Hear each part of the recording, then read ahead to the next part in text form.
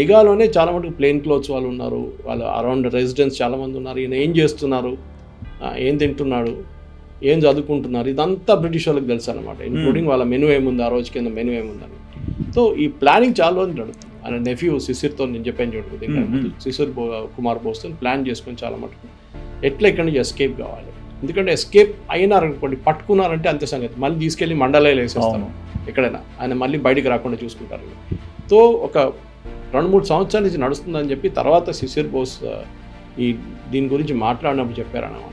So ఆయన శిశిర్ బోస్ ఇచ్చారు, ఎందుకంటే నేతాజీ సుభాష్ చంద్రబోస్ అయితే బయటికి వెళ్ళారు ఇంటికి బయటికి. సో ఒక బ్లాక్ కోట్, ఒక పఠానీ సూట్, ఒక గోల్డెన్ క్యాప్, స్పెక్టకిల్స్, ఇదంతా. ఇంకో విజిటింగ్ కార్డ్ కూడా తయారు చేసుకున్నారు. ఒక పేరు అంటే మొహమ్మద్ జియావుద్దీన్ BALLB అని చెప్పేసి పేరు, విజిటింగ్ కార్డ్ కూడా తయారు చేస్తారు. అంటే ప్లానింగ్ అంతా చాలా బాగా జరిగింది అనమాట. చాలా సీరియస్గా, చాలా క్లియర్గా ప్లానింగ్ జరిగింది దాంట్లో.